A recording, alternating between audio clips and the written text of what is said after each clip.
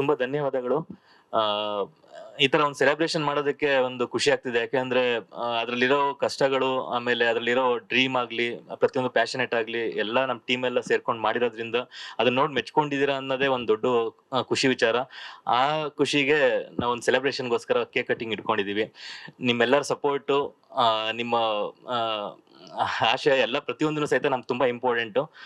ಇದ್ರಲ್ಲಿ ನಿಮ್ಮ ಆಶೀರ್ವಾದ ಯಾವಾಗ್ಲೂ ಹೀಗೆ ಇರ್ಲಿ ಅಂತ ಕೇಳ್ಕೊತೀನಿ. ಇವಾಗ ಕೇಕ್ ಕಟಿಂಗ್ ಮಾಡೋದ್ರ ಮೂಲಕ ಸೆಲೆಬ್ರೇಟ್ ಮಾಡೋಣ ಅಂತ. Thank you sir.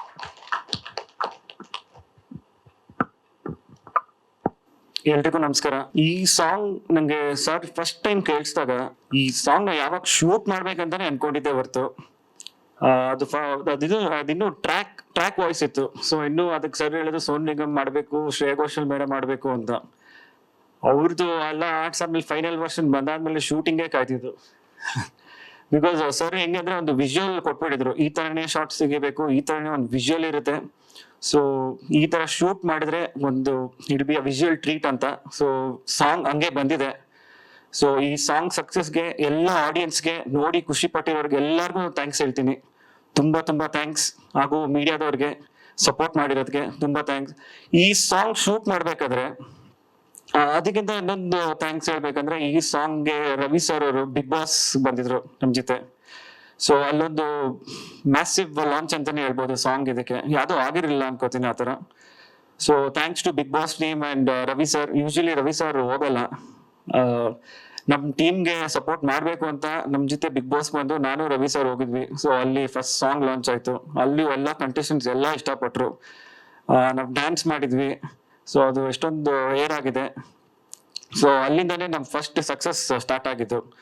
ಬಿಕಾಸ್ ಅದು ಶೋ ಬರೋಕ್ಕಿಂತ ಮುಂಚೆ ಪ್ರೀವಿಯಸ್ ಲೈವ್ ಬಂದಿದ್ದು ವೈರಲ್ ಆಗೋಯ್ತು. ಯಾವ್ದೋ ಒಂದು ಮೂವಿ ಟೀಮ್ ಬಂದಿದೆ, ಈ ಸಾಂಗ್ ಪ್ಲೇ ಆಗಿದೆ ಅಂತ. ಸೊ ಅವತ್ತು ನಾವು ಲಾಂಚ್ ಮಾಡಿದ್ವಿ. ಅಲ್ಲಿಂದ ಅದು ಐ ಥಿಂಕ್ ಒಂದು ಒಳ್ಳೆ ಓಪನಿಂಗ್ ತಗೊಂತು ಕರ್ನಾಟಕದಲ್ಲಿ ಒಬ್ರು ಹೊಸ ತಂಡಕ್ಕೆ. Thank you so much Ravi sir and Bigg Boss team.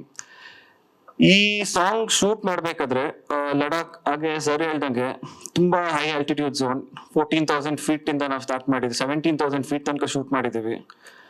So ಅಲ್ಲಿ ನಮ್ಮ ಮೈಂಡ್ ಅಲ್ಲಿ ಇದ್ದಿದ್ದು ಒಂದೇ, ಆಕ್ಸಿಜನ್ ಪ್ರಾಬ್ಲಮ್ ಅಂತ ಹೇಳ್ತಿದ್ರು, ಇದು ಮಾಡ್ತಿದ್ರು. ಸೊ ಅದಕ್ಕೆ ಏನೇನ್ ಬೇಕೋ ಅದು ನೆಸೆಸರಿ ಪ್ರಿಕಾಷನ್ಸ್ ತಗೊಂಡಿದ್ವಿ. ಬಟ್ ಅದು ಫಸ್ಟ್ ಡೇ ಆದ್ಮೇಲೆ ಗೊತ್ತಾಗಿದ್ದು, ಅಲ್ಲಿ ಇರೋ ಲೋಕಲ್ಸ್ ಹೇಳ್ತಾರಲ್ಲ, ಐ ಮೀನ್ ನಮ್ಮ ಮೂವಿ ಡಿಪಾರ್ಟ್ಮೆಂಟ್ ಟೀಮ್, ಅಲ್ಲಿರೋ ಟೀಮ್ ಅವರು ಅಲ್ಲಿ ಸ್ಲೋ ವಾಕ್ ಪ್ರಿಫರ್ ಮಾಡೋದು, ಸ್ಲೋ ವಾಕ್ ಮಾಡ್ಬೇಕು ಅಂತ, ಎಸ್ಪೆಷಲಿ ಪ್ಯಾಂಗಾಂಗ್ ಲೇಕ್ ಇದರಲ್ಲಿ. ನಾನು ಬೆಳಗ್ಗೆಯಿಂದ ಸಾಯಂಕಾಲ ತನಕ ಓಡೇ ಬಿಟ್ಟಿದ್ದೀನಿ ಫುಲ್ ನಾನ್ ಸ್ಟಾಪ್ ಆಗಿ. ಅಂದ್ರೆ ಅದು ಮಧ್ಯ ಬ್ರೇಕ್ ತಗೊಂಡು ರಿಕವರ್ ಆಗಿ ಇದ್ ಮಾಡ್ತಿದ್ದೆ. ಸೊ ಅಲ್ಲಿ ಶೂಟ್ ಮಾಡ್ಬೇಕಾದ್ರೆ ನನ್ಗೆ ಏನು ಅನ್ಸಿಲ್ಲ.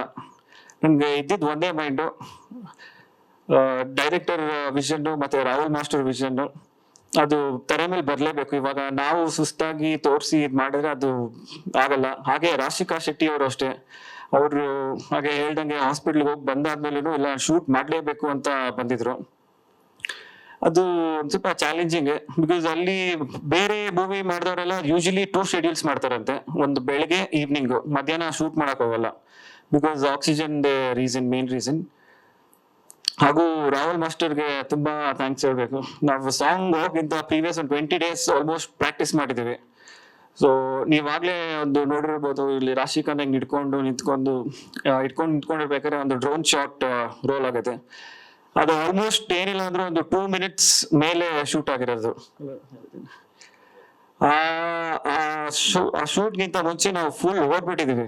ಆಲ್ಮೋಸ್ಟ್ ಒಂದು 5 to 10 minutes ನಾನ್ ಸ್ಟಾಪ್ ಓಡಿ, ಅದು ಸುಸ್ತಾಗಿ ಒಂದು ಎಕ್ಸ್ಪೀರಿಯನ್ಸ್ ಎಲ್ಲ ತುಂಬಾ ಚೆನ್ನಾಗಿತ್ತು.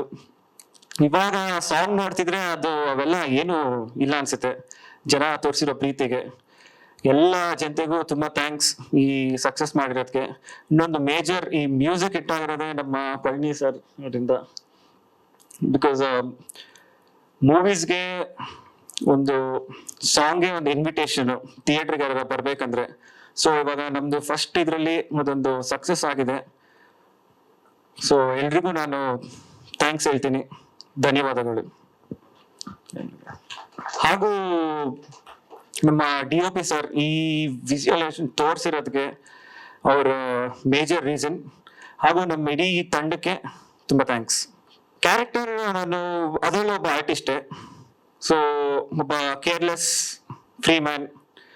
ಡ್ರಾಯಿಂಗ್ ಪೇಂಟಿಂಗ್ ಅಂದ್ರೆ ತುಂಬಾ ಇಷ್ಟ.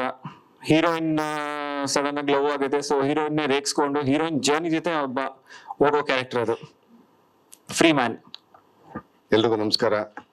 ಮಾಧ್ಯಮ ಮಿತ್ರರಿಗೆ ಹಾರ್ದಿಕ ಸ್ವಾಗತ. ಇವತ್ತು ನನ್ನ ಮಗನ ಹಾಡು ರಿವ್ಯೂದು 1 ಲಕ್ಷ 10 ಲಕ್ಷ ಚಿಲ್ಲರೆ ಆಗಿದೆ ಅಂತೇಳಿ ಇದಕ್ಕೆ ಖುಷಿ ಆಯ್ತು. ಇದಕ್ ಮೊದಲು ಒಂದು ಸಿನಿಮಾ ಮಾಡಕ್ಕೆ ಮುಂಚೆ ಅವನಿಗೆ ಆಕ್ಟಿಂಗ್ ಮಾಡೋಕೆ ಇಷ್ಟ ಇತ್ತು. ನಾನು ವಿದ್ಯಾಭ್ಯಾಸ ಮುಗಿಸಪ್ಪ ಫಸ್ಟ್, ಆಮೇಲೆ ನೋಡೋಣ ಅಂತ ತೆಳ್ಳಿದ್ದೆ. ಹಾಗೆ ಮುಂದಕ್ಕೆ ಲಂಡನ್ ನಲ್ಲಿ MBA ಎಲ್ಲ ಮುಗಿಸ್ಕೊಂಡು ಮಾಸ್ಟರ್ ಡಿಗ್ರಿ ಮಾಡಿದ್ಮೇಲೆ ಹಾಗೆ ಇದ್ದು. ಹೀಗೆ ನಮ್ಮ ಯಾರು ಬೇರೆ ಇವನು ಮಗನಿಗೆ ಇಷ್ಟ ಇತ್ತು, ಬಟ್ ನಾವು ಇದನ್ನ ಬಿಟ್ಟಿರಲಿಲ್ಲ ಅದಕ್ಕೆ. ಅವ್ ಹೀಗೆ ನಮ್ಮ ಡೈರೆಕ್ಟ್ರು ಪ್ರೊಡ್ಯೂಸರ್ ಯಾರೋ ಹೇಳಿದ್ರಂತೆ, ಮಗನ್ ನೋಡಿದೀವಿ ಆಕ್ಟಿಂಗ್ ಸ್ವಲ್ಪ ಮಾಡ್ತಾರೆ, ತಗೊಳ್ತೀವಿ ಅಂತ ಹೇಳಿದ್ರು. ಕೇಳಿದೆ ಬಂದು, ಏನಪ್ಪಾ ಹಿಂಗೆ ಫೋನ್ ಮಾಡಿದ್ರು ಪ್ರೊಡ್ಯೂಸರ್ ಡೈರೆಕ್ಟ್ರು, ಹಿಂಗೆ ಇಲ್ಲ ಮಾಡ್ಬೇಕು ಅಂತ. ರಾತ್ರಿ ತಾನೇ ನಮ್ಮ ಸೊಸೆ ಹತ್ರ ಮಾತಾಡಿದ್ರಂತೆ. ರಾತ್ರಿ ಮಾತಾಡಿದ್ರೆ ಬೆಳಿಗ್ಗೆ ಫೋನ್ ಬಂತಿರೋದು. ಸರಿ ಆಯ್ತು, ನನಗೆ ಇಷ್ಟ ಇದ್ರೆ ಮಾಡಪ್ಪ ಅಂತೇಳಿ ಬಿಟ್ಟಿತ್ತು. ಅವನ ಆಸೆ ಅಂತ ಈಡೇರಿದೆ. ನನಗೂ ತುಂಬಾ ಸಂತೋಷ ಆಯ್ತು. ಹಾಡು ಕೇಳಿ ಅದ್ಭುತವಾದಂತ ಇದನ್ನ ಮಾಡ್ಕೊಂಡ್ ಬಂದಿದ್ದಾರೆ ಎಲ್ಲ ಕಡೆ ಶೂಟಿಂಗ್. ನಾನು ಇದು ಕಾಶ್ಮೀರ ಹೋಗಿದ್ದೆ, ಈ ಲಡಾಖ್ ಹೋಗಿರಲಿಲ್ಲ ನಾನು. ಕಾಶ್ಮೀರ್ ಶೂಟಿಂಗ್ ಇನ್ನೊಂದು ಸಾಂಗ್ ಬಹಳ ಅದ್ಭುತವಾದ ಮೊದಲನೇ ಸಾಂಗ್ ಅದು. ಅದ್ರಲ್ಲಿ ಮಾಡಿದ್ದಾರೆ, ಆಮೇಲೆ ಇದ್ರಲ್ಲಿ ಮಾಡಿದ್ದಾರೆ ಜೈಶೂರ್ನವರು ರಾಜಸ್ಥಾನ, ಅದಕ್ಕೂ ಹೋಗಿದ್ದೆ. ಅದ್ಭುತವಾದಂತ ಸಾಂಗ್ ಅಂತೂ ಸೂಪರ್ ಹಿಟ್. ರವಿಚಂದ್ರನ್ ಸರ್ ಬಹಳ ಖುಷಿ ಪಟ್ಟಿದ್ದಾರೆ ಆ ಸಾಂಗ್ ಕೇಳಿ, ಹಾಡು ಕೇಳಿ ಎಲ್ಲ. ಕಥೆನೂ ಕೂಡ ಅದ್ಭುತವಾಗಿದೆ. ಯಾಕೆ ಇದು ತಂದೆ ಮಗಳ ಒಂದು ಬಾಂಧವ್ಯ ಹೇಗಿರ್ಬೇಕು, ಇವತ್ತಿನ ಇದರ ಸಮಾಜಕ್ಕೆ ಒಂದು ಮೆಸೇಜ್ ಅದರಲ್ಲಿ ಕೊಡುವಂತ ಸಿನಿಮಾ ಇದು. ಹಾಗೆ ತಂದೆ ಮಗನೂ ಕೂಡ ಮಗ ಇಟ್ಟುವಂತ ಒಂದು ಇದು ಇದರಲ್ಲಿ ಎರಡೂ ಮೆಸೇಜ್ ಇದೆ. ಮತ್ತೆ ಹಾಗೆ ಹೀರೋ ಹೀರೋಯಿನ್ದು ಲವ್ 3 ಇದರಲ್ಲಿ ಮಿಕ್ಸ್ ಇದ್ದಂತ ಒಂದು ಸಿನಿಮಾ ಇದು. ನಾನು ಕತೆ ಬಂದು ನನ್ನ ಮನೆಗೆ ಹೇಳಿದಾಗ, ನಾನು ಬಂದ್ರು ಸುಪ್ರೀತ್ ಅವರು ಮತ್ತೆ ಡೈರೆಕ್ಟ್ ಪ್ರೊಡ್ಯೂಸರು ಕೇಳಿದ್ರು ಹೀಗೆ ಮಾಡೋಣ ಅಂತ. ಕತೆ ಹೇಳಿದ್ರು. ನನಗೆ ನಂದೇ ಆದಂತ ಸ್ವಲ್ಪ ಸೆಂಟಿಮೆಂಟ್ ಕಣ್ಣೀರು ಬಂತು ಸ್ಟೋರಿ ಕೇಳ್ಬಿಟ್ಟು. ನಾನೇನು ಮಾತಾಡ್ಲೇ ಇಲ್ಲ. ನನ್ನ ಮಗನು ಸ್ವಲ್ಪ ಕಣ್ಣೀರು ಬಂತು, ಅವನಿಗೂ ಕೂಡ, ನನಗೂ ಬಂತು. ಈಗ ಚೆನ್ನಾಗಿದೆ ಬಿಡಪ್ಪ. ನನ್ನ ಅಪೇಕ್ಷೆಯನ್ನು ಮನಸ್ಸಲ್ಲಿದ್ದಂತ ನನ್ನ ತಂದೆ ಮೇಲೆ ಇದ್ದ ಪ್ರೀತಿ, ಹಾಗೆ ಅದನ್ನ ನನಗೆ ಕತೆ ಕೇಳಿದಾಗ ನನಗೆ ಅನಿಸ್ತು, ಹೌದು ಆಗ್ಲಿ, ಏನಾರಾಗ್ಲಿ ಮಾಡು, ಒಳ್ಳೇದಾಗ್ಲಿ ಅಂತೇಳಿ ಇವತ್ತು ಬಂದು ಒಳ್ಳೆ ಅದ್ಭುತವಾದಂತ ಹಾಡು ಮುಖಾಂತರ ಈಗ ಪ್ರಚಾರ ಆಗ್ತಾ ಇದೆ. ಬಹಳ ತುಂಬಾ ಖುಷಿ ಇದೆ. ಹೀಗೆ ತಮ್ಮ ಆಶೀರ್ವಾದ ಮಾಧ್ಯಮ ಮಿತ್ರರು ಬೆಳೆಸಿ. ಆಮೇಲೆ ಈ ಸಿನಿಮಾ ಪ್ರತಿಯೊಬ್ಬ ಮಕ್ಕಳು ವಯಸ್ಸಾದರಿಂದ ನೋಡುವಂತ ಸಿನಿಮಾ, ಯಾವುದೇ ಒಂದು ಕೆಟ್ಟ ಇದಿಲ್ಲ, ಒಂದು ಸಮಾಜಕ್ಕೆ ಮೆಸೇಜ್ ಕೊಡುವಂತ ಸಿನಿಮಾ. ನನ್ಗೆ ಬಹಳ ಖುಷಿ ಆಯ್ತು ಅದನ್ನ ನೋಡಿ, ಸ್ಟೋರಿ ಕೇಳಿ. ದಯವಿಟ್ಟಲ್ಲ ಅದನ್ನ ಪ್ರೋತ್ಸಾಹಿಸಿ ಅಂತ ಕೇಳ್ಕೊಳ್ತೀನಿ. ಪ್ಯಾರ್ ಸಿನಿಮಾ ಇದು ಪ್ಯಾರ್ ಅಂತ ಹೇಳ್ತಿದ್ದಾಗೆ ಪ್ರೀತಿಯ ಸಿನಿಮಾ ಅಂತಾನೆ ಹೇಳ್ಬೋದು. ಯಾಕಂದ್ರೆ ಹಿಂದಿ ಟೈಟಲ್ ಆಗಿರ್ಬೋದು, ಬಟ್ ಕನ್ನಡದಲ್ಲಿ ಯಾವ್ದು ಸಿಗ್ಲಿಲ್ಲ ಅನ್ನೋದಕ್ಕೋಸ್ಕರ ಪ್ಯಾರ್ ಅಂತ ಅಂದ್ಬಿಟ್ಟು ಇಟ್ಕೊಂಡಿದ್ದಷ್ಟೇ. ಯಾಕಂದ್ರೆ ಪ್ರೀತಿ, ಪ್ರೇಮ, ಪ್ರಣಯ ಇವೆಲ್ಲಾನು ಸಹಿತ ಬಂದಿತ್ತು. ಅದಕ್ಕೋಸ್ಕರ ಪ್ರೀತಿಗೆ ಸಂಬಂಧಪಟ್ಟಿದ್ದು ನೇಮ್ ಬೇಕು ಅಂತ ಹೇಳಿ ಪ್ಯಾರ್ ಅಂತ ಇಟ್ಕೊಂಡಿದ್ದು. ಇದಕ್ಕೆ ಮೊದಲನೇ ಆಶೀರ್ವಾದ ಮಾಡಿದ್ದು ನಮ್ಮ ಕ್ರೇಜಿ ಸ್ಟಾರ್ ರವಿಚಂದ್ರನ್ ಸರ್. ಅವರು ಇದಕ್ಕೆ ಒಪ್ಕೊಂಡಾಗ್ಲೇನೆ ಅನಿಸ್ತು, ನಾವು ಪ್ಯಾರ್ ಅಂತ ಇಟ್ಟಿದ್ದಕ್ಕೂ ಟೈಟಲ್ ಇಟ್ಟಿದ್ದಕ್ಕೂ ಸಾರ್ಥಕ ಅಂತ ಅನಿಸ್ತು. ಅದು ಅವ್ರ ಕೋಆಪರೇಷನ್ ಆಗ್ಲಿ, ಅವ್ರ ಸಪೋರ್ಟ್ ಆಗ್ಲಿ ಯಾವ್ದೇ ಕಾರಣಕ್ಕೂ ಮರೆಯಕ್ಕಾಗಲ್ಲ. ಯಾಕಂದ್ರೆ ಇಲ್ಲಿ ತನಕ ಸಿನಿಮಾ ಬಂದಿರೋದಕ್ಕೆ ಕಾರಣ ಪ್ರಮೋಷನ್ ಆಗ್ಲಿ ಪ್ರತಿಯೊಂದಕ್ಕೂ ಸಹಿತ ಅವರು ಮುಖ್ಯ ಕಾರಣರಾಗಿದ್ದಾರೆ. ಅಷ್ಟು ಖುಷಿ ಇದೆ. ಅವರು ನಮ್ಮ ಸಿನಿಮಾದಲ್ಲಿ ಆಕ್ಟಿಂಗ್ ಮಾಡಿದ್ದಕ್ಕೂ ಒಪ್ಕೊಂಡಿದ್ದಕ್ಕೂ ತುಂಬಾ ಖುಷಿ ಇದೆ.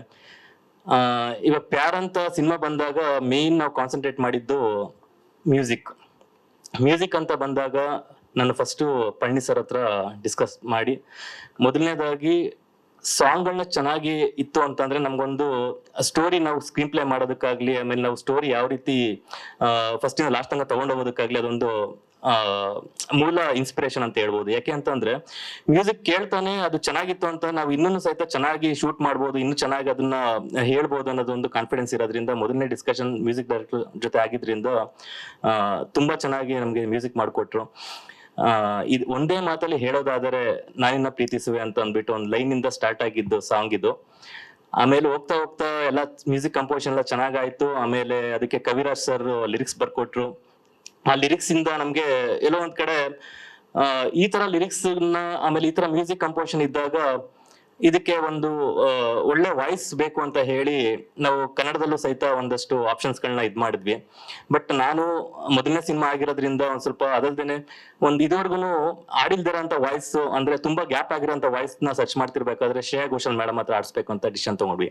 ಯಾಕಂದ್ರೆ ಅವರು 7 ಇಯರ್ಸ್ ಆಗಿತ್ತು ಹಾಡಿ ಕನ್ನಡದಲ್ಲಿ.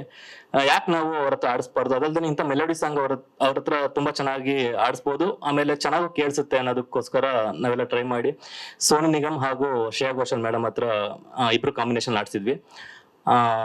7 ವರ್ಷಗಳ ನಂತರ ಇಬ್ರು ಕಾಂಬಿನೇಷನ್ ಬರ್ತಿರೋಂಥ ಸಾಂಗ್ ಇದು. ತುಂಬಾ ಅದ್ಭುತವಾಗಿ ಆಡಿದ್ದಾರೆ. ಅದೇ ರೀತಿ ನೆಕ್ಸ್ಟ್ ಚಾಲೆಂಜಿಂಗ್ ಏನಂತಂದ್ರೆ ಎಲ್ಲ ಕಂಪೋಸಿಷನ್ ಎಲ್ಲ ಹಾಡಾದ್ಮೇಲೆ ಯಾವ ರೀತಿ ಶೂಟ್ ಮಾಡ್ಬೇಕನ್ನೋದೇ ಒಂದು ದೊಡ್ಡ ಚಾಲೆಂಜ್ ಆಗಿತ್ತು. ಅವಾಗ ಎಲ್ಲಾ ಲೊಕೇಶನ್ಸ್ ಎಲ್ಲ ಸರ್ಚ್ ಮಾಡ್ತಾ ಇದ್ವಿ, ಇನ್ನು ಅಬ್ರಾಡ್ ಅಲ್ಲಿ ಮಾಡ್ಬೇಕು ಹಾಗೆ ಅಂತ ಮುಟ್ಟೆಲ್ಲ ಸರ್ಚ್ ಮಾಡ್ತಾ ಇದ್ವಿ. ಬಟ್ ಒಂದೇ ತರ ಲೊಕೇಶನ್ಸ್ ಇವಾಗ ಒಂದ್ ಕಡೆ ಹೋಯ್ತು ಅಂದ್ರೆ ತುಂಬಾ ಖರ್ಚು ಬರುತ್ತೆ ಫಾರಿನ್ ಗಳಲ್ಲಿ, ಒಂದೇ ಕಡೆ ಎಲ್ಲ ಮುಗಿಸ್ಕೊಂಡ್ ಬರ್ಬೇಕಾಗುತ್ತೆ. ಆತರ ಮುಗಿಸ್ಕೊಂಡ್ ಬರ್ಬೇಕು ಅಂತ ಅಂದಾಗ ಒಂದ್ ಸ್ವಲ್ಪ ವೆರೈಟಿಗಳು ಸಿಗ್ತಾ ಇರ್ಲಿಲ್ಲ. ಅದಕ್ಕೆ ಒಂದ್ಸರಿ ಲಡಾಖ್ ಲೊಕೇಶನ್ ನೋಡಿದ್ವಿ ನಾವು. ಅಲ್ಲಿ ಒಂದಷ್ಟು ಯಾರು ಶೂಟ್ ಮಾಡಿಲ್ದಿರೋಂಥ ಜಾಗಗಳಲ್ಲಿ ಶೂಟ್ ಮಾಡ್ಬೇಕು ಅಂತ ಹೇಳಿ ನಮ್ಗೂ ಅದೇ ರೀತಿ ಒಂದಷ್ಟು ಲೊಕೇಶನ್ಸ್ ಗಳು ಸಿಕ್ಕಿತ್ತು. ಆ ಲೊಕೇಶನ್ಸ್ ನೋಡಿದಾಗ ಒಂದು ಆಕ್ಚುಲಿ ಲಡಾಖ್ ಅಲ್ಲಿ ಗ್ರೀನ್ರಿ ಇರಲ್ಲ ಸಾಮಾನ್ಯವಾಗಿ. ಆತರ ನೋಡಿದಾಗ ಒಂದು ನಮ್ಮ ಅದೃಷ್ಟ ಏನೋ ಗೊತ್ತಿಲ್ಲ, ಒಂದ್ ಒಳ್ಳೆ ಪ್ಲೇಸ್ ಅಲ್ಲಿ ಗ್ರೀನ್ರಿ ಸೀನ್ ಸಿಕ್ತು. ಅದು ಮೊದಲನೇ ದೃಶ್ಯದಲ್ಲೇ ಕಾಣ್ಬೋದು ನೀವು. ಈ ತರ ಇದ್ದಾಗ ಅದು ಒಳ್ಳೆ ಫ್ಲವರ್ಸ್ ಎಲ್ಲ ತುಂಬಾ ಚೆನ್ನಾಗಿ ಬ್ಲೂಮಿಂಗ್ ಎಲ್ಲ ತುಂಬಾ ಚೆನ್ನಾಗಿತ್ತು. ಅಲ್ಲಿ ಶೂಟ್ ಮಾಡಿದ್ವಿ. ಆಮೇಲೆ ಪ್ಯಾಂಗಾಂಗ್ ಲೇಕ್ ಅಲ್ಲಿ ಶೂಟ್ ಮಾಡಿದ್ವಿ. ಆಮೇಲೆ ಇನ್ನೂ ಬೆಟ್ಟ ಗುಡ್ಡಗಳೆಲ್ಲ ಶೂಟ್ ಮಾಡಿ ಆಮೇಲೆ ನೆಕ್ಸ್ಟ್ ಚಾಲೆಂಜಿಂಗ್ ಏನಾಗಿತ್ತು ಅಂತಂದ್ರೆ ಅದನ್ನ ಕಲರ್ಫುಲ್ ಆಗಿ ತೋರಿಸ್ಬೇಕು ಅಂತ. ಲಡಾಖ್ ನ ಇದುವರೆಗೂ ಎಲ್ಲರೂ ಒಂಥರ ಈ ಮರುಭೂಮಿ ತರ ತೋರಿಸಿದ್ದಾರೆ. ಆಮೇಲೆ ಒಂದ್ ಸ್ವಲ್ಪ ಟಿಂಟ್ ಯೂಸ್ ಮಾಡಿ, ಅಂದ್ರೆ ಸೇಫಿಯಾಗಿ ಟಿಂಟ್ ಇರ್ಬೋದು, ಆಮೇಲೆ ಸ್ವಲ್ಪ ಮೆಟ್ ಕಲರ್ ಇರ್ಬೋದು, ಆ ರೀತಿ ತೋರಿಸಿದ್ದಾರೆ. ಬಟ್ ನಂಗೆ ಚಾಲೆಂಜಿಂಗ್ ಏನಾಗಿತ್ತು ಅಂದ್ರೆ ರೊಮ್ಯಾಂಟಿಕ್ ಸಾಂಗ್ ನ ಆತರ ವಿಜುವಲ್ಸ್ ಬಂತು ಅಂದ್ರೆ ಯಾವ ರೀತಿ ಅದು ಅಪಿಯರ್ ಆಗ್ಬೋದು ಅನ್ನೋದೇ ಒಂದು ಚಾಲೆಂಜಿಂಗ್ ಆಗಿತ್ತು. ನಮ್ಮ cameraman sir KS Chandrashekhar sir ಹತ್ರ ಡಿಸ್ಕಸ್ ಮಾಡಿ ಲಡಾಖ್ ನ ಇದುವರೆಗೂ ಯಾರು ತೋರಿಸಿರ್ಬಾರ್ದು ಸರ್, ಆ ರೀತಿ ತೋರ್ಸೋಣ ಅಂತ ಅಂದ್ಬಿಟ್ಟು ಹೇಳಿದಾಗ ಅವ್ರು ಒಂದೊಂದು ಮಾತು ಹೇಳಿದ್ರು. ಇಲ್ಲ, ನಿಮ್ಗೆ ಏನ್ ಕನ್ಸ್ಕೊಂಡಿದ್ದೀರಾ, ನೀವೇನ್ ಇಮ್ಯಾಜಿನ್ ಮಾಡ್ಕೊಂಡಿದ್ದೀರಾ ಅದನ್ನ ನಾನು ಸೆರೆ ಹಿಡಿತೀನಿ ಅಂತ ಅಂದ್ಬಿಟ್ಟು ಹೇಳಿ ಒಂದು ಕಾನ್ಫಿಡೆನ್ಸ್ ಕೊಟ್ರು. ಆ ಕಾನ್ಫಿಡೆನ್ಸ್ ಈ ತೆರೆ ಮೇಲೆ ಕಾಣೋದಕ್ಕೆ ಸಾಧ್ಯ ಆಗಿದೆ. ಅವ್ರಿಗೆ ತುಂಬಾ ಅಂದ್ರೆ ತುಂಬಾ ಧನ್ಯವಾದಗಳನ್ನ ಹೇಳ್ತೀನಿ. ಅವ್ರ ಕಾರಣಾಂತರಗಳಿಂದ ಅವ್ರು ಬಂದಿಲ್ಲ, ಯಾಕೆಂದ್ರೆ ಬೇರೆ ಶೂಟಿಂಗ್ ಎಲ್ಲ ಇರೋದ್ರಿಂದ ಅಲ್ಲಿದ್ದಾರೆ. ಅವ್ರ ಬ್ಲೆಸ್ಸಿಂಗ್ಸ್ ಇದೆ ಅಂತ ಅನ್ಕೊಂಡಿದೀನಿ.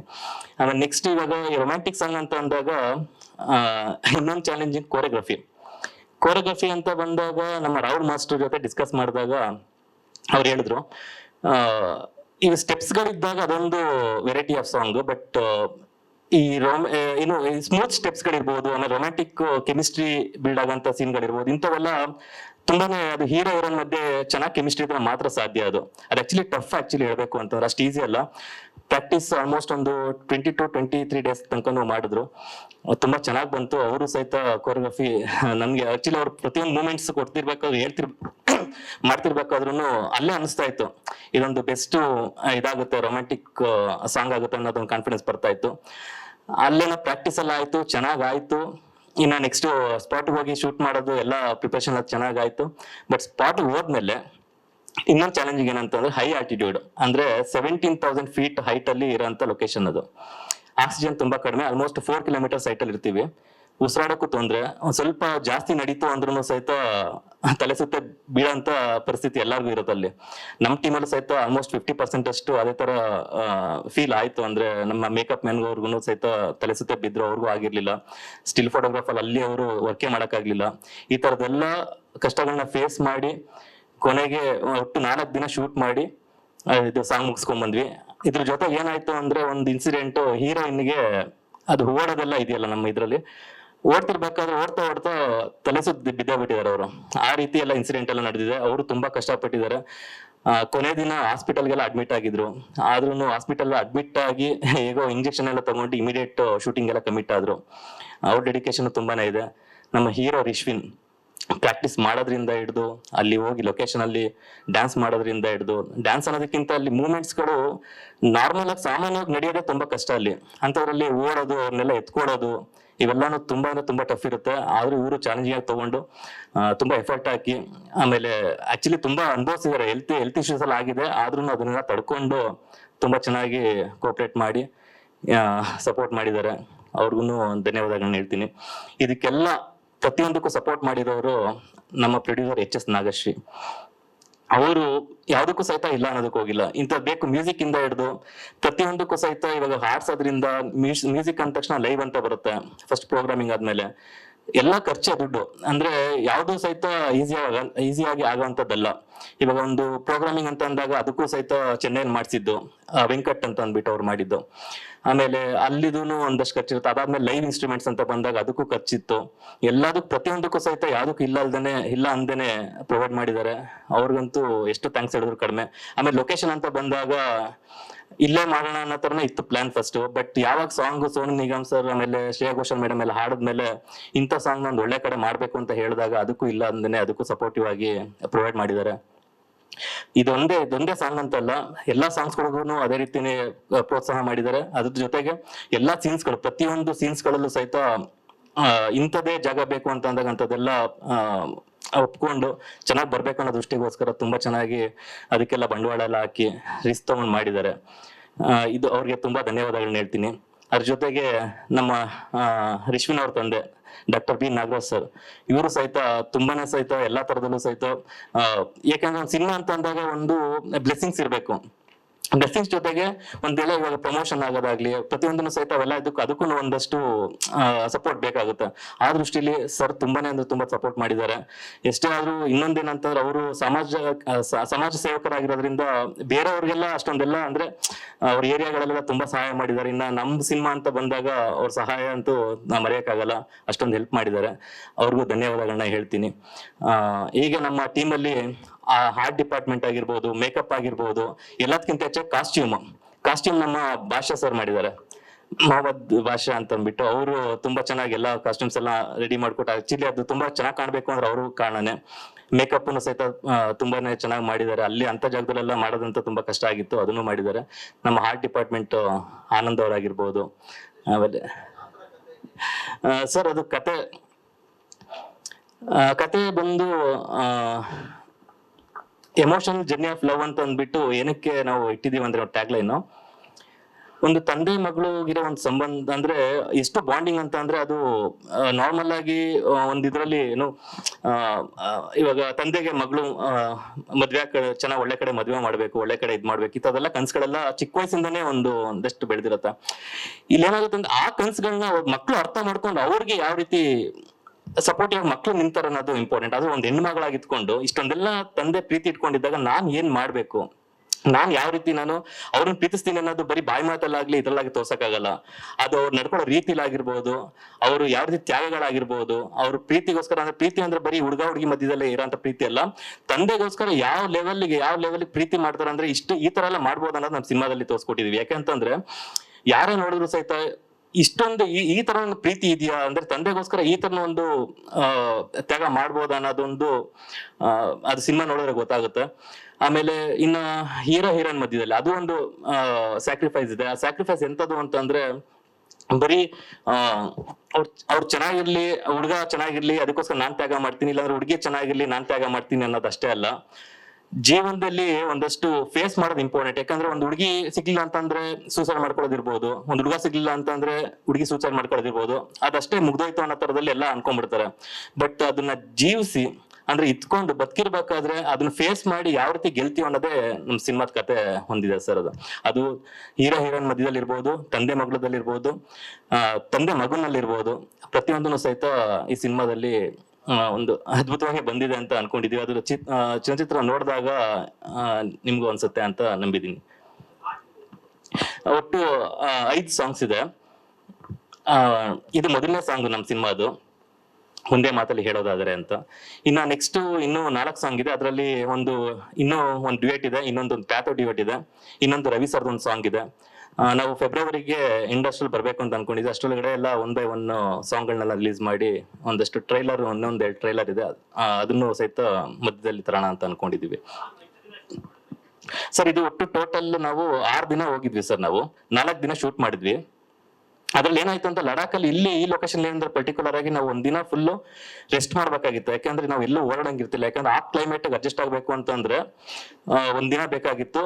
ಅದಕ್ಕಿಂತ ಮುಂಚೆ ನಾವು ವರ್ಕ್ ಮಾಡಿತ್ತು ಅಂತಂದ್ರೆ ನಾವು ನಡೆಯಕ್ಕೂ ಆಗ್ತಿಲ್ಲ, ನಡೀತು ಅಂತಂದ್ರೆ ಸುಸ್ತಾಗ್ತಿತ್ತು, ಅಂದ್ರೆ ತಲೆ ಸುತ್ತ ಬೀಳೋ ತರನೇ ಆಗ್ತಿತ್ತು. ಅದಕ್ಕೋಸ್ಕರ ಆಲ್ಮೋಸ್ಟ್ 1.5 ಡೇ ತನಕನು ಸಹಿತ ಬರೀ ಲಾಡ್ಜ್ ಅಲ್ಲೇ ಎತ್ಕೊಂಡು ಶೂಟ್ ಮಾಡಿದ್ವಿ.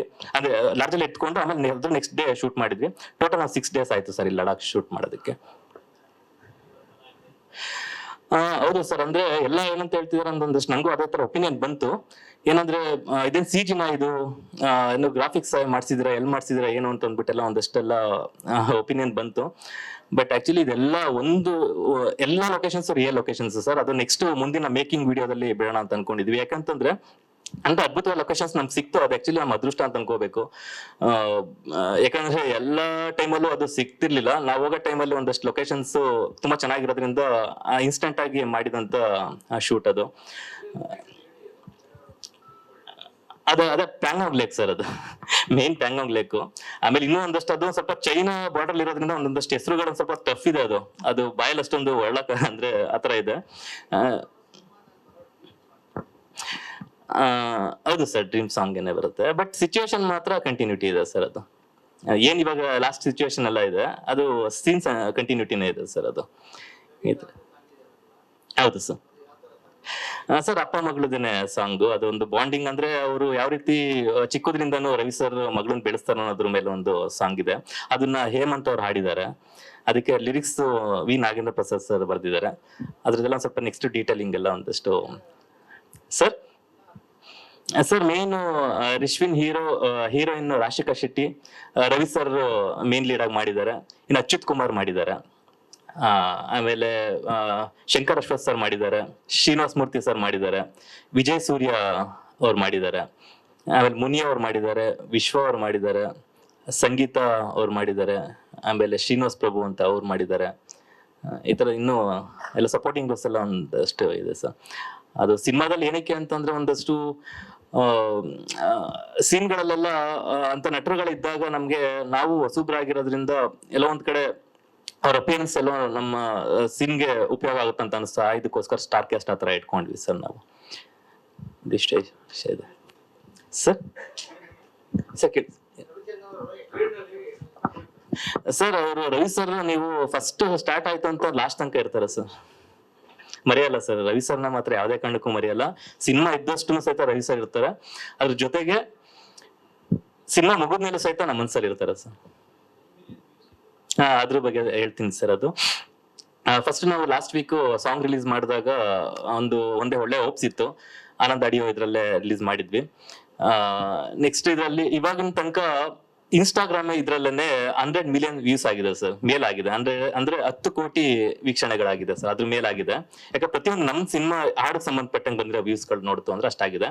ಇನ್ನ ಯೂಟ್ಯೂಬ್ ಅಲ್ಲಿ ಶಾರ್ಟ್ಸ್ ಗಳು ಇದೆಲ್ಲ ಸೇರಿ ಇವಾಗ 1 million ಅದು ಮೇನ್ ಸಾಂಗ್ ಅಲ್ಲಿ ಇದಾಗಿದೆ ಸರ್. ಶಾರ್ಟ್ಸ್ ಎಲ್ಲ ಸೇರಿ 5 million ಪ್ಲಸ್ ಇದಾಗಿದೆ ಸರ್.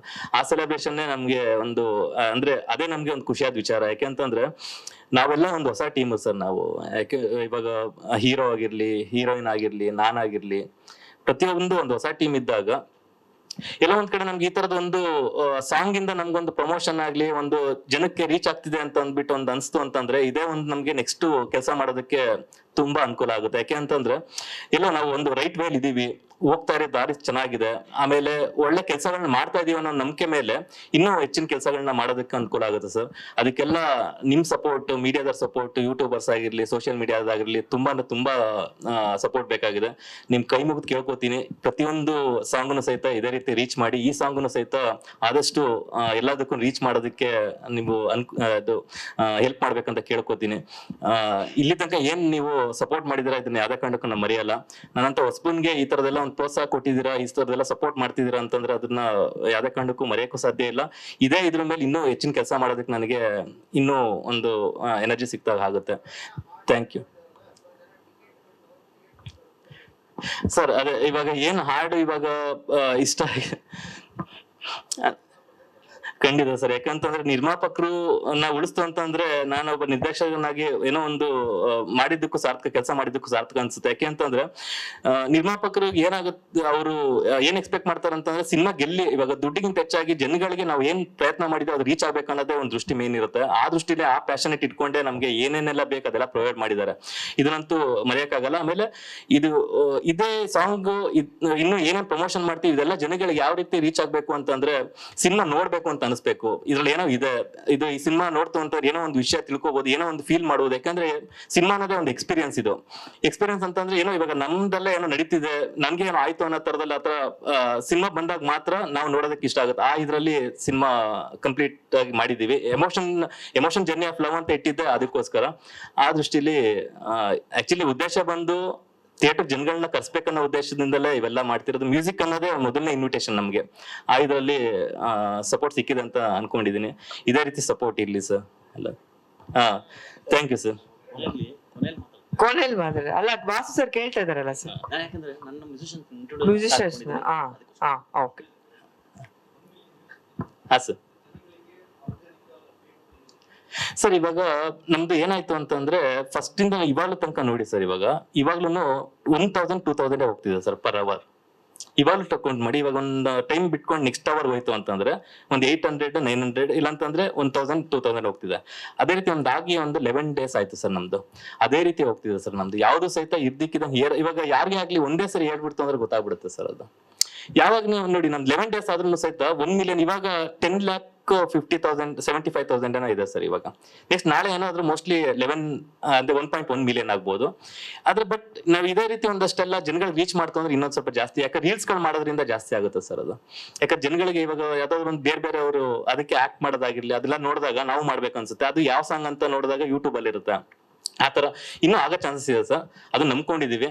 ನಮ್ಗೆ ಆಕ್ಚುಲಿ 1 million ತುಂಬಾ ಸಂತೋಷ ಸರ್. ಯಾಕಂದ್ರೆ ಜನರನ್ನ ನೋಡಿದಾಗ ತುಂಬಾನೇ ಕಡಿಮೆ, ಬಟ್ ನಮ್ಗಿದು ದೊಡ್ಡ ವಿಚಾರನೇ. ಯಾಕೆ ಅಂತಂದ್ರೆ ಒಂದು ಹೊಸ ಫೇಸ್ ಇಟ್ಕೊಂಡು ಈ ತರ ಜನಗಳು ರಿಸೀವ್ ಮಾಡ್ತಿದಾರೆ ಅಂತಂದ್ರೆ ಅದು ಖುಷಿ ವಿಚಾರ ಸರ್. ಅದಕ್ಕೆ ಈ ಸೆಲೆಬ್ರೇಷನ್ ಮಾಡ್ತಿರೋದು sir. Thank you sir. So ಎಲ್ರಿಗೂ ನಮಸ್ತೆ. ಆಲ್ಮೋಸ್ಟ್ ಡೈರೆಕ್ಟರ್ ಸರ್ ಎಲ್ಲ ಕಂಪ್ಲೀಟ್ ಡೀಟೇಲಿಂಗ್ ಆಗಿ ಹೇಳ್ಬಿಟ್ಟಿದ್ದಾರೆ. ಸೊ ನನ್ನೊಂದು ಚಿಕ್ಕ ಎಕ್ಸ್ಪೀರಿಯನ್ಸ್ ಹೇಳ್ತೀನಿ ಅಷ್ಟೇ. ಸೊ ಫಸ್ಟ್ ನಂಗೊಂದು ಫೋನ್ ಕಾಲ್ ಬಂದಾಗ ಡೈರೆಕ್ಟರ್ ಸರ್ ಸಾಂಗ್ ಕೇಳ್ಸರು. ಸೊ ಮೇನ್ಲಿ ಅದೊಂದು ಫಸ್ಟ್ ಆ combination super actually. Sonu Nigam sir ಆಮೇಲೆ ಶ್ರೇಯಾ ಘೋಷಾಲ್ ಮೇಡಮ್ ಸಾಂಗ್ ಕೇಳಿಸುವಾಗ ಆಲ್ರೆಡಿ ಅವ್ರು ವಿಜುವಲೈಸ್ ಎಲ್ಲ ಮಾಡಿಕ್ಕಿದ್ರು. ಸರ್ ಹಿಂಗೆ ಮಾಡ್ಬೇಕು, ಇದೇ ತರ ಮಾಡ್ಬೇಕು, ಹಿಂಗ್ ಮಾಡೋಣ ಹಂಗ್ ಮಾಡೋಣ ಅಂತ. ಸೊ ಅದಕ್ಕೊಂದ್ ಸ್ವಲ್ಪ ನಾನೊಂದ್ ಸ್ವಲ್ಪ ಎನ್ಕರೇಜ್ ಮಾಡಿ ಇನ್ನೊಂದ್ ಸ್ವಲ್ಪ ಅದು ಔಟ್ಪುಟ್ ಇಷ್ಟು ಬ್ಯೂಟಿಯಾಗಿ ಬಂತು. ಸೊ ಅದ್ರಲ್ಲೂ ನಮ್ಮ ಆರ್ಟಿಸ್ಟ್ ರಿಶ್ವಿನ್ ಸರ್ ಆಗಿರ್ಬೋದು, ರಾಶಿಕಾ ಶೆಟ್ಟಿ ಅವರಾಗಿರ್ಬೋದು. ಸೊ ಸರ್ ಹೇಳ್ದಂಗೆ ಫಸ್ಟ್ ಲಾಸ್ಟ್ ಡೇ ಇನ್ನೇನು ಶೂಟ್ ಕಂಪ್ಲೀಟ್ ಆಗ್ಬೇಕು, ಒಂದು ಹಾಫ್ ಡೇ ಇಲ್ವೇ ಇಲ್ಲ ಅವರು. ಬಿಕಾಸ್ ಹೆಲ್ತ್ ಇಶ್ಯೂ ಆಯ್ತು, ಅವ್ರ ಆಕ್ಸಿಜನ್ ಇಲ್ದಂಗೆ ರೀಸನ್ ಇಂದ ಹಾಫ್ ಡೇ ಶೂಟಿಂಗ್ ನಿಂತೋಯ್ತು. ಯಾರಿಗಾದ್ರೂ ಅನ್ಸುತ್ತೆ ನಾವು ಅಷ್ಟು ದೂರ ಹೋಗಾದ್ಮೇಲೆ ಒಂದು ಹಾಫ್ ಡೇಲಿ ಶೂಟಿಂಗ್ ನಿಂತೋಗುತ್ತೆ ಅಂತ ಅನ್ನುವಾಗ ಅದೊಂದು ಭಯ ಇರುತ್ತೆ. ಸೊ ಅದೇ ತರ ಸಪೋರ್ಟಿವ್ ಆಗಿದ್ದು, ಡೆಡಿಕೇಶನ್ ಆಗಿದ್ದು, ಹಾಸ್ಪಿಟ್ಲಿಗೆ ಹೋಗಿ ಬಂದು ಮತ್ತೆ ರೀಶೂಟ್ ಮಾಡೋರು. ಸೊ ಹಾಗೆ ಚಂದ್ರಶೇಖರ್ ಸರ್ ಆಗಿರ್ಬೋದು, DOP ಅವರು, ಒಂದು ಬ್ಲಾಕ್ ಇಲ್ಲಿಂದ ಆ ಕಡೆ ಈ ಕಡೆಗೆ ಶಿಫ್ಟ್ ಮಾಡ್ಬೇಕು ಅಂತ ಅಲ್ಲೇ ಅಷ್ಟು ಹರಿ ಆಗಲ್ಲ. ಬಿಕಾಸ್ ಆಕ್ಸಿಜನ್ ಲೆವೆಲ್ ಕಡಿಮೆ ಇರೋದ್ರಿಂದ ಅಷ್ಟು ಸರಿ ಆಗಲ್ಲ.